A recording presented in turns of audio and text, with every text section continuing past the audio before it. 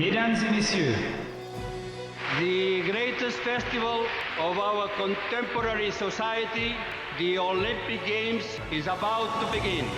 This is going to be close. Oh! They're all completely gassed! They've given it everything on the global bucket! Oh, yeah! No! Oh! Brilliant, brilliant, brilliant. But that is an Olympic championship. Ready. Hello, fans of Shuklistan, and welcome to another episode of Keep the Flame Alive, the podcast for fans of the Olympics and Paralympics. I am your host, Jill Jaracz, joined as always by my lovely co-host, Alison Brown. Alison, hello, how are you? I got my sneakers double knotted. I'm doing my stretches. I am ready to go. Yes, it is a Labor Day weekend here in the U.S., so we are having a lightning round episode. This time we are focusing solely on athletes who have competed in athletics. Run away, run far away, or walk very quickly. First up, we have Madeline Manninng Mims. Madeline was the first African-American woman to compete in the 800 meters when she did so at Mexico City in 1968. She was then the first American woman to win the gold medal in the 800 meters, and that record held until Tokyo 2020 when Athing Mu won gold in the 800 meters. Madeline also competed at Munich 1972, where she won a silver medal as a member of the 4x400 meter relay team, and she competed at Montreal 1976. The U.S. boycott of Moscow 1980 kept her from competing at a fourth Games. After her competitive career, Madeline founded the United States Council for Sports Chaplaincy, and she has served as a chaplain at most summer games since 1988. We talked with Madeline in the fall of 2020 about her Olympic experiences and her work as a sports chaplain. Take a listen to her lightning round. Where is your Olympic medal? In my drawer in my bedroom. Because I have a gold and a silver, and the reason I keep them there is when I go out to places, especially with kids and everything, I'll take them with me so that they can put them on. And you know what? The thing is, I'm still shocked at what it does to the emotions of people, that have never seen a gold medal or never seen an Olympic medal at all, and to put something around it. People have caught their breath. This is funny because, 2017, I went over to Berlin and I was doing some ministry over there as a concert artist and in a conference that was being put on for business people who were wanting to get involved in sports. And I will never forget, I had the medals with me, I had them on me, and they would come up to me and they would go, could I touch them? I was like, yeah, would you like to put them on? And some people would, oh, no. They were so reverent. I was like, it's just a thing. It's okay. You can look at it. You can touch it. Oh, okay. And then, or I'll put it around their neck and they would lose their breath. This one lady fainted. I was like, I put it around her neck. She fainted in my arms. I was like, oh my gosh. Wow. I was like, is she okay? And they had to pan her and go on. I said, that takes the cake. I had no idea they would do that. But I have to recognize what it means to people who have never paid that price to receive that type of accolade at that highest of level. I think I still don't really understand it yet, but I appreciate it. I really have an appreciation to the award of seeing it and watching others on the TV, on the Olympic channel, as they receive it. I look at them looking down at their medal and turning it over and look, because it is a spectacle that you want to let me see what this look like, what this feel like, all this work that brought me up to get this. But it's a short-lived experience. I mean, you may go back home and the Olympics medal is there for you and whatever, but it's a short-lived experience. And unfortunately, a lot of times you're looking for more. That wasn't enough. I want more. What?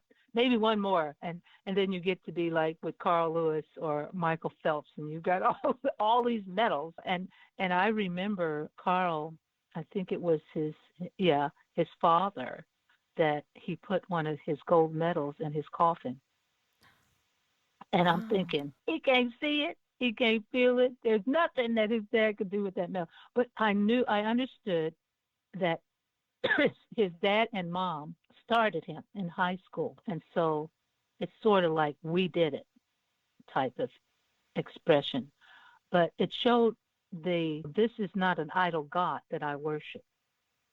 The Bible talks about heaven and the streets of gold. I'm like, hey, this is something they walk on up there. This is not something to be worshipped and idolized.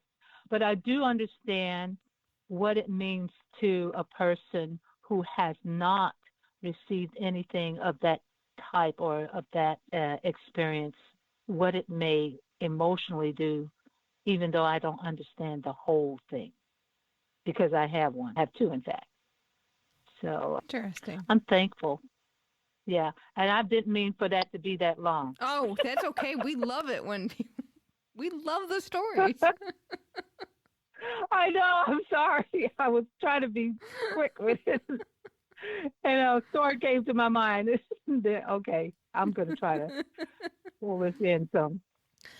What is your first memory of the Olympics from when you were a kid?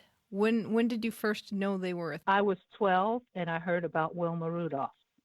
And I heard about the Olympics, and I didn't know anything about the Olympics. I was like, what is that? And my stepfather at that time said, it's sport where you go and the best in the world come and they compete against each other. And only thing I thought about is, after you told me about Wilma Rudolph, was a black lady that was the fastest in the world among other women. All I thought about, well, I'm in the projects and I'm running around beating the boys around here. Maybe one day I can do that. That's about it. I didn't know anything until I was discovered in high school by my coach. And he started me on that track because he was an Olympic coach, Mr. Alex Ferenczi. And he saw me running, asked my mother if he could work with me. And in the next year, I was first girl in the world to break 55 seconds in the 440-yard dash. And then it just went on from there. I went to Tennessee State University. And he and that coach there, Coach Temple, Ed Temple, was also an Olympic coach. And they got together and began to work together on my workouts. And then all of a sudden, it happened. There I was, watching the world go by me in the Olympic Village. It's amazing. But I wasn't I wasn't like the kids are today. You know, our kids are so knowledgeable about the Olympics, and they see it on TV and that type of thing. And you hear the kids will run up to me and say, I want to be an Olympic champion just like you. And my response is, really? Are you ready to crawl in your vomit?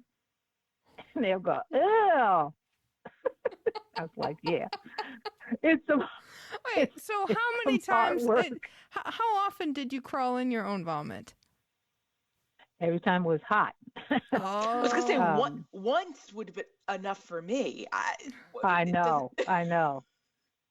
There were times that it was so hot, girl, I would actually faint on the track after getting finished with one of the things that I had to do, a repeat this or a repeat that, and it would be so exhausted and needing water that I actually would faint and I would vomit and end up crawling in my vomit. So thank God it wasn't a whole lot of times, but it was enough. Wow. Another side question, because gotta ask, when you got to be a Tigerbelle, what was the legacy of the women before you by the time you got to Tennessee State? Wow. Well, remember at 12, I told you that's when I heard of Wilma Rudolph. Mm-hmm. Well, I found out that Wilma Rudolph went to Tennessee State University and was a Tigerbelle in Rome in 1960. And she actually in 56, she was at Tennessee State University too. And she would come back while I was there to just encourage us and talk with us. And a lot of the older Tigerbelles who set precedents in the world, because Coach Temple had a barn full of sprinters, and they were top in the world. And so we had to live up to that legacy. They did not play. When they would come back, they would want to know what we were doing and why we were doing it, and don't be embarrassing me out there, and they didn't. They were tough. And when they would get together, oh my gosh, it was like they were still on the track. They would be woofing at each other. Yeah, I beat your so-and-so out there. Well, that's because that day I was sick, but I was 15 when I beat you. I mean, they're going back and forth like it's just happening. And I'm like, oh my gosh, these kids, I think they're going to kill us if we don't do something good. Being a Tigerbelle is no joke. Hey, it is no joke. In fact, this is off the curve. I'm telling. This is sidebar. Cheeseborough is the head coach now at Tennessee State University, and it doesn't have the same type of quality of athletes that came up during the time we came up. And one time I went there, and she had about 100 athletes, and I think 75 were there at the time practicing, and she called them all over, and they sat down. And I said, I see that you have, she introduced me and said, I see that you have the Tigerbelle shirt on. And I said, how many of you are Tigerbelles? And they all raised their hands. I said, all of you are Tigerbelles? They were, yes, ma'am. So I said, okay. So how many nationals have you been to? And they looked at each other and they looked, nationals? We're just trying to make our conference. And so I said, in other words, you haven't even qualified for nationals? No, that is hard to do.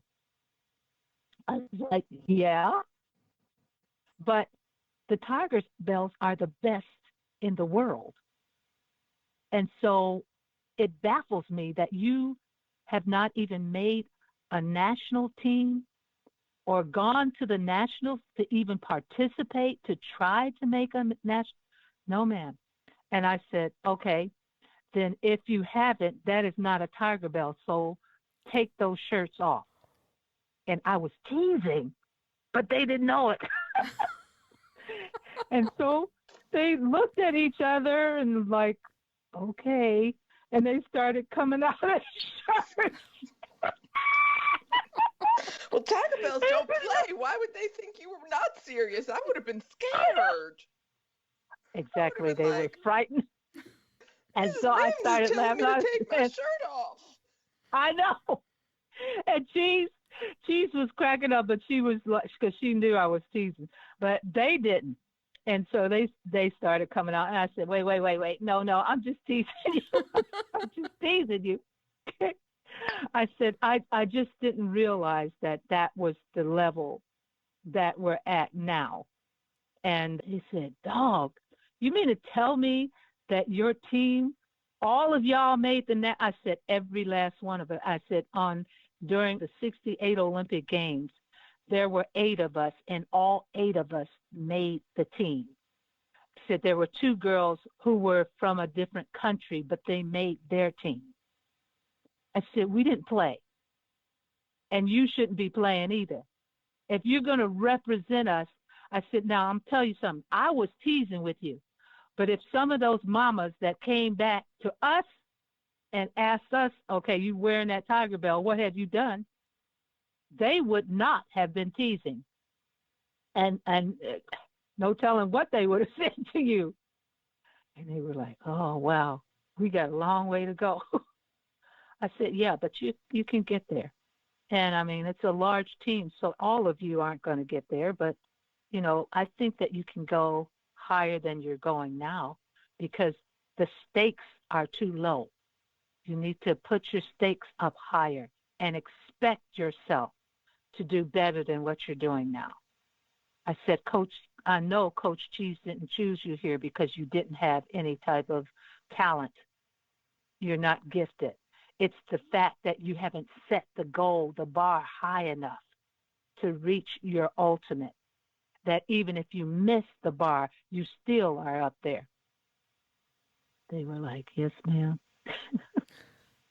So that's my sidebar. Anyway, next. All right. What was your favorite training exercise? Oh, boy. Besides crawling through your own vomit. Yeah, that wasn't a training exercise. That was the result of hard training. Oh, my. I worked extremely hard, and I was very hard on myself. So there wasn't a favorite exercise or training that I did. What was best, what I loved and coveted the most is winning. Now, all that hard work that I would do would pay off on the track. So what I share with kids today, I said, you can work hard in your training sessions so that you can enjoy your competition.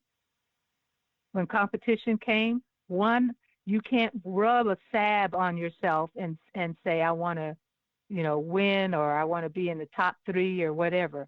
There's nothing. It's your confidence of knowing what you can do out there. So that was where my favor would come into contact with the element of training, was that I would put all that training together. And one thing I would think about is, I only have to do this one time. In training, I may have 20 of these toughies to do, or I may have 10 of these toughies to kill me. And when I think about, I only have just this one time to do this, it would make a difference. It would bring confidence. What sport would you do or coach if you could be an Olympian in any sport other than athletics? What would you do? Other than athletics? Yeah, no running. I think that ice skating is beautiful, although I hate cold weather. So I don't know how you're going to get me out there. But I love to watch. I love to watch the ice skating and the movement. It's probably because I really love the dance. I do worship dance, not as much as I did before, but ever so often. So I love movement. And if I would like to be involved in anything, I would like to learn more about ice skating. Interesting. And then finally, what is your favorite Olympic souvenir? My gold medal. Well, how about other than the medals? Oh, other than the medals. Souvenir. Geez, I've been to 4. So, well, even the one that was boycotted still had its mascots. I really loved Beijing's, even though I didn't compete in that one in 2008. I really loved its different mascots that they had, that they made available, that was so colorful. In fact, I bought a lot of stuff and gave a lot of stuff away in memory of that games. So I would think the 2008 mascot from Beijing, China. Excellent choice. All right. Madeline, thank you so much for your time. I realize we have a direct line now to Wilma Rudolph. Oh, through Madeline? Yes. Through Madeline. We're only 2 degrees separated, which is pretty fantastic. I loved talking with her so much. It's worth checking out her old episodes again. We'd like to give a big shout out to our Patreon patrons who keep our flame alive. You can find out more about patronage at patreon.com/flamealivepod. Now, if you are a patron who is a gold medalist and above, you get the chance to ask us anything. So we'll be looking for your questions this fall. If you want to get in on that action, head to patreon.com/flamealivepod. Next up, we have race walker Evan Dunfee, and Evan has competed at 2 Olympics. At Rio 2016, he placed 10th in the 20K walk and got a controversial 4th place in the 50K walk. At Tokyo 2020, he got on the podium with a bronze in the 50K walk, and recently he won the gold medal at the 10,000-meter race walk at the 2022 Commonwealth Games. We last talked with Evan as he was preparing for Tokyo 2020. Take a listen to his lightning round. All right. Lightning round. What is your first memory of watching the Olympics when you were a kid? I was 14. I was at my uncle's place. We had a bowl of quarters on the table and we were betting on the events. I knew nothing about it, but Perdita Felicienne was favorited to win the 100-meter hurdles for Canada, and my uncle bet on her to win. So I just went, well, unfortunately, I have to bet on her not to win. And she hit the first hurdle and didn't finish the race. And I still feel a little bit bad about that. It was all your fault, Evan. What year was that one? That was 2004 in Athens. Oh my, okay. Yeah. Sorry, we learn our ages really quick on this question. Yeah, which is fun. Most people's first sport memories are from, especially like when they grew up. I grew up wanting to go to the Olympics. My dad coached in Munich in '72. Oh, that's great. It was on my list too. Yeah, you have a big Olympic history here. Your uncle, great uncle. Yeah, I grew up like hearing that the Olympics were this really cool thing, and so that's all it was. It was always this like background. I remember my friends and I sat down to watch Munich one time, and we're too young to actually get into the nuances of that movie, and we're bored halfway through. And my dad just went, "Oh, just turn that off. I'll tell you what happened."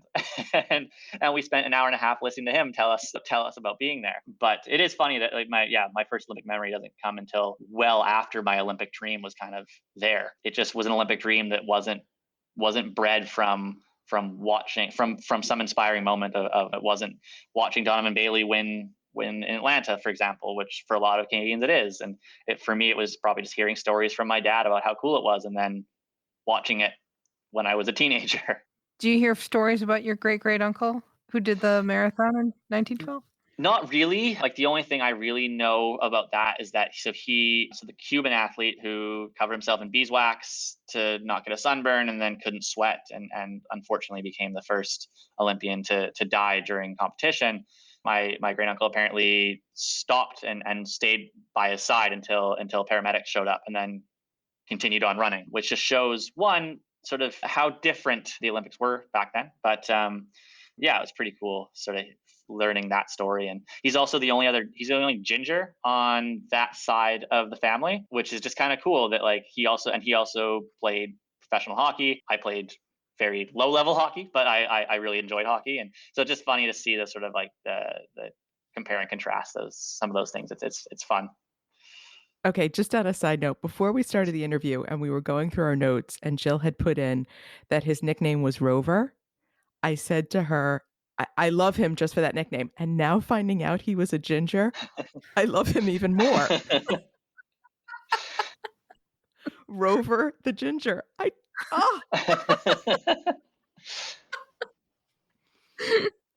All right. Where do you keep your diploma from Rio?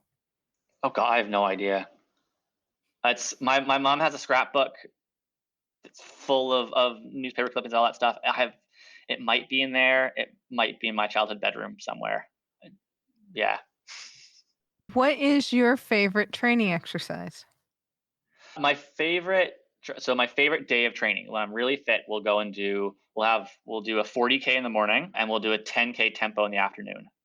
And when I nail that, it's just a great day. Usually some donuts involved afterwards, a celebration. It's perfect. Although I don't need anything to celebrate to eat donuts, but it's easier to justify when I'm celebrating something.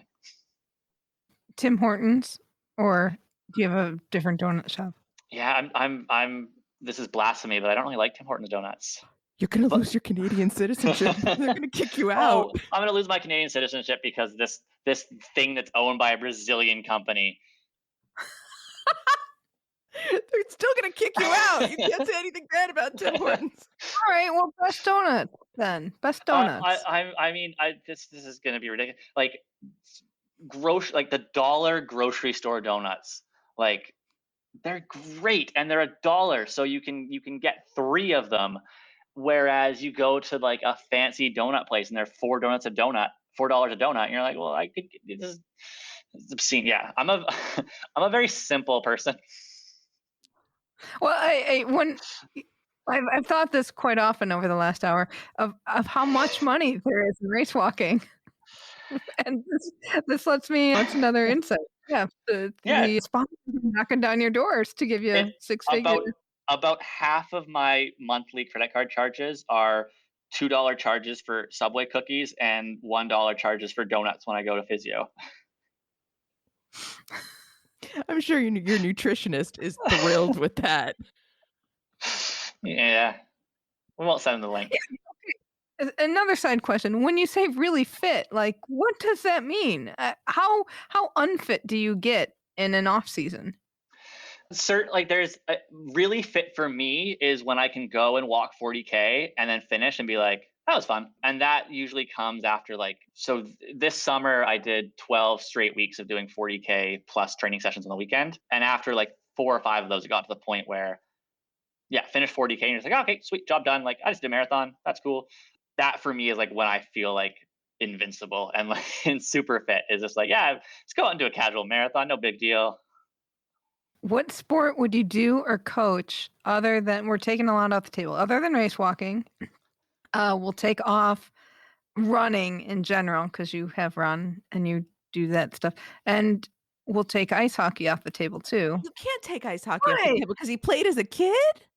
Yeah, Canadian, come on, really? Exactly. I do still play hockey. Not ice hockey. I play like a co-ed ball hockey league, or did pre-pandemic. You're doing so well.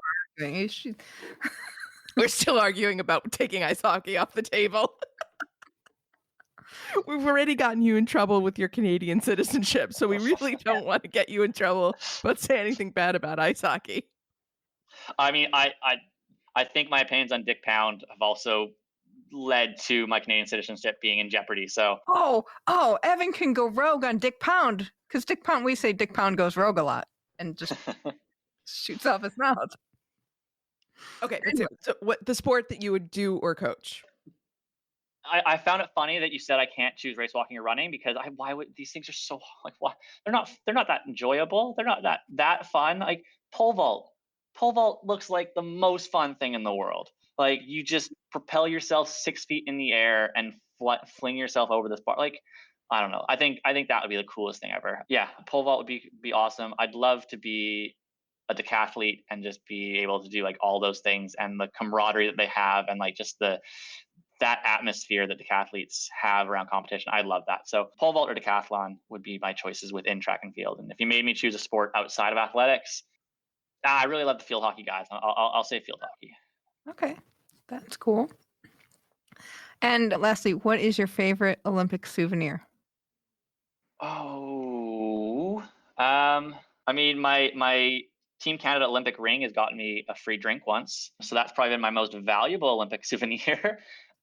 I don't know. I have a stuffed Vimy from Rio on my very masculine display of all my mascots in my living room. What other mascots do you have? I have Patchy from Toronto that we got when we got our medals. I have a Beanie Baby Kiwi because my grandma was from New Zealand, so we have a lot of Kiwi stuff. We have our Team Canada mascot. Comac. There we go. Comac's his name. And then we have the Lima mascot. We have a couple race walking mascots and the Doha mascot there as well. So this is my very, very 30-year-old male, no kids living room. That's fantastic. That's adorable. Okay, so you got to go through the flower ceremony for Rio. Did they take the flowers? We ended up postponing it. We basically ended up saying, no, let's not do this because we don't know what the results are. Okay. I felt so bad for Jared and Mate in that moment. I pleaded with them to just with the officials, just do one for first and second, and they said no. So I felt really bad that the one time Jared was standing in his rightful place on the podium, and I took that away from him. But yeah. Oh, well, Evan, thank you so much. We really appreciate your time. Thank you so much, Evan. I don't even like donuts. And yet, apparently, I felt at the time very strongly about donuts. You know, when I listened to that again, I really wanted a donut. And we don't get donuts all that often either, because that is a very special treat in the house. But boy, I could have used a Timmy Ho-Ho's cruller. I do not like donuts. Box of Timbits? No. Finally, we have long-distance runner Abdi Abdirahman. Abdi has competed at 5 Olympics.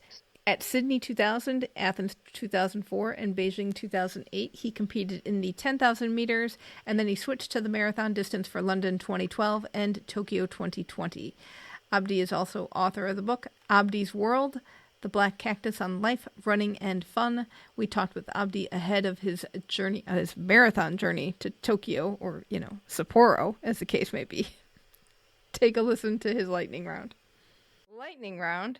What is your first memory of the Olympics from when you were a kid? When I was a kid, I don't remember Olympics. I don't know. When I was a kid, I don't have any memory. I didn't find out Olympic until 1990. That's the first time I watched Olympic was 1996. And 2000, I was in the Olympics competing. So what do you remember from 96? 96, I remember Bob Kennedy taking the lead. 5,000 meters. Where do you keep your participation medals? They're everywhere around the house. What is your favorite training exercise? Training exercise and running, or just I like to do called blanks. What is that? Blanks is the exercise you just like. It's a core workout. So you hold your four hands. Oh, yeah, just hold planking. like that. Okay. How long can you hold them? Or how long do you hold them? I do like a different position, but I do like a 10 minutes straight, different each side, like a minute and a half. Ow. Okay, so minute and a half, and then reps to about 10 minutes for all 3 sides, basically. Oh, my goodness. Okay, something to work on. This is why he's an Olympic marathoner, and we ask him questions. I'll see you 5 hours later, Abdi. I'm that person in the back. Okay, if you could be an Olympian in any sport other than running, what would you choose? Swimming. Yeah? This is not relations, but it popped in my head. I didn't realize your cousin also is an Olympian. Did you know him at all? Abdi Bile? Abdi Bile. I do know him, yes. Was there anything like when you became an Olympian, he's like, oh, hey, we're Olympic cousins? No. I think Abdi just got frightened of us. Sorry. Well, no. Good thing that this is the last question then. What is your favorite Olympic souvenir? My favorite Olympic, it has to be my pins. Oh, yeah. Oh, you must have a pretty good collection for Olympics. Oh, yeah. Oh, man. Yeah. Some pin collectors. And I always want to hustle people too at the Olympics. So I know the pins to get. So the hard countries, the small countries are the most. Those are the best ones. I don't go for the Russia, UK. No, you go like the small countries where you barely have any Olympian. They have one person, so it's hard to get their pins. You have like places like Djibouti. Yeah, Thailand always has those beautiful, elaborate ones. Oh yeah. Now we've heard that pin collecting will be difficult at Tokyo because some National Olympic committees aren't going to make pins. Are you still going to try to swap pins with people? I think it's going to be difficult. I know I won't be even in Tokyo, so maybe the marathon. We're going to be in Sapporo, so maybe the marathon people will give me some. So maybe we're going to be in the same hotel. So that's only a couple hundred people instead of like 12,000 athletes. Going to be I'll be with 300, so it will be much easier. Okay. Have they told you what your travel plans are so far? Yes, I already know. I'm leaving here July 30th. I get to July 31st, and then 1st of August I go to Sapporo. Oh wow! And then you have just a couple of days until you race, right? Yep. Tight. And then get you home, get out. Yeah, and then get back home, back to normal life. wait for another 4 years. Or less. Now it's, Less than 4 years. We have the trials maybe less than 2 years, so it's good. Excellent. Well, Abdi, thank you so much for your time. Thank you so much, Abdi. We'll have a link to Abdi's books in the show notes. Unfortunately, that one is not available at bookshop.org, where we have an affiliate store. So if you're book shopping for other books from the show, check out our page at bookshop.org/shop/flamealivepod. All purchases made through that link support the show. And that will do it for this week. Let us know your thoughts about athletics and donuts. You can get in touch with us by email at flamealivepod@gmail.com. Call or text us at 208-352-6348. That's 208-FLAME-IT. Our social handle is at FlameAlivePod, and be sure to join the Keep the Flame Alive podcast group on Facebook. Next week, Book Club Claire is back, and guess what? We're talking about Abdi's World, The Black Cactus on Life, Running, and Fun by our TKFLASTANIs and lightning round participant Abdi Abdirahman. Spoiler alert, good read. Thank you so much for listening, and until next time, keep the flame alive.